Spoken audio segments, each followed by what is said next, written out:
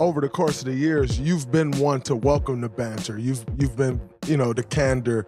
That's something that you've always welcomed. Where do you think that come from? Does that come from growing up in New York, or does that just come from your makeup and your build in media? Well, it's a combination of both. I'm from the streets of New York City, bro. On my best day, I can never ball like you. Steph is an idol. LeBron is somebody I've idolized. I'm an MJ dude all day, every day. I mean, the list goes on and on. But you talk in sports, and you got to remember, and I often tell people this, when it comes to the world of sports, everybody thinks they're the expert. That's what people don't realize. See, with news and politics and stuff like that, we're deferential to people, because you might know things about policy that I might not know.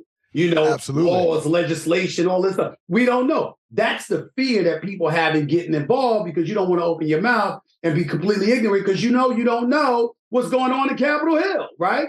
But in sports, nobody could tell you anything. If you saw a dude playing, he shot 2 for 20, then he shot 2 for 20. And so, absolutely. So to me, my aspiration was always to be a commentator / columnist. The reason why is because I knew that the news was the news. Okay, here it is. And then if you cultivated enough sources, all right, fine, you could put that out to everybody. But people want to know how you feel in the world of sports, because they want one or two things. They want to know that you agree with them. And if you don't agree with them, they want to know why. So Facts. They can argue with you. You play. You're a 4-time champion. And you have people that will come to you and literally try to tell you what's going on with the Golden State Warriors, even though you're the one in the locker room and you're the one upstairs and all of this stuff. They're not asking, man. They're not asking. They're literally telling you, nah, that's BS. This is what's going on. And they have no clue. And so for me, I knew that I was never that way. I always prided myself in being a guy that was an instigator and a provocateur of dialogue. I'm the guy that got you talking about what needed to be talked about, as opposed to people who wanted to create narratives to escape what really needed to be talked about. That's what I've always prided myself in doing, and I've been that way since I was young.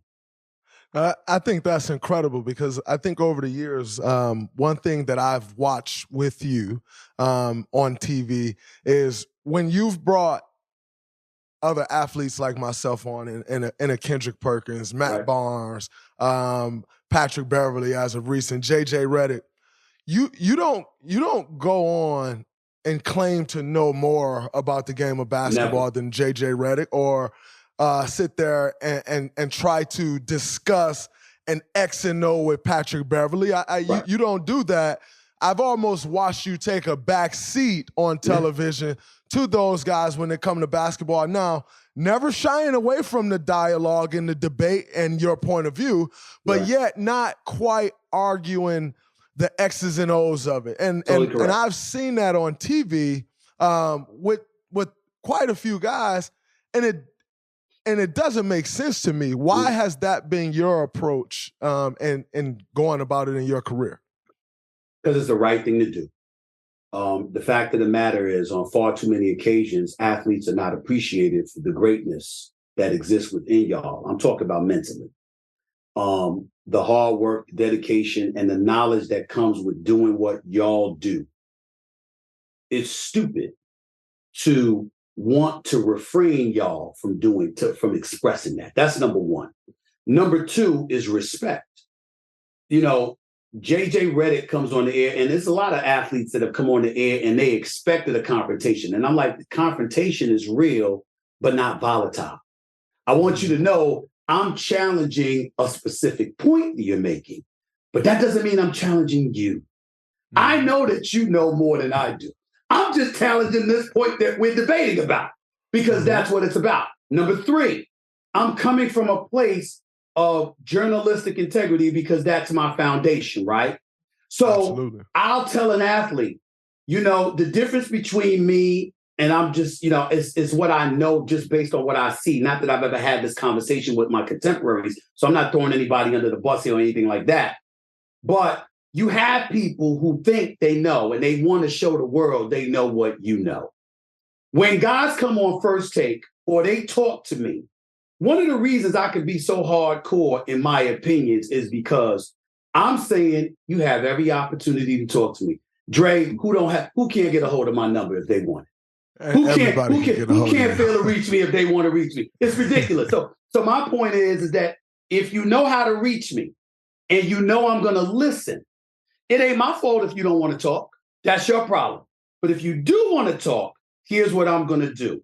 I'm not going to challenge your information as much as I'm going to challenge whether or not you're telling us everything we need to know. So if JJ Redick comes on the air or Patrick Beverley comes on the air or somebody else, I'm like, wait a minute now. And that's me saying, oh, you know more than you saying, or you got more to say than you actually saying. Give it to me. It's my job to bring the best out of them, not to make them look foolish. And that's what I don't try to do that. I don't try to outdo them or be right. If I believe I have an opinion that's better, sure, I'm going to bring it. There's no doubt about that. But at the end of the day, and that's why JJ Redick was a colleague that's now become a friend. And the list goes on and on for football players and basketball players, because I want First Take to be that kind of conduit. I want cats to know, oh, the door is open. Here you go. You want to sit across from me? You got something to say? Let's go. And that's what it's all about. And hopefully, thankfully, a lot of them have gotten that message, if not all of them that have come on First Take. I haven't had one single problem with anybody that's ever come on First Take or sat down and had been interviewed by me, because that is a message that I make sure that they receive, that it's coming from a place of respect. I might be challenging this point, but I'm not challenging you. There's a difference. What's up, everybody? It's Draymond Green. Make sure you subscribe to the Volumes YouTube channel below so you don't miss any more of this great content going forward.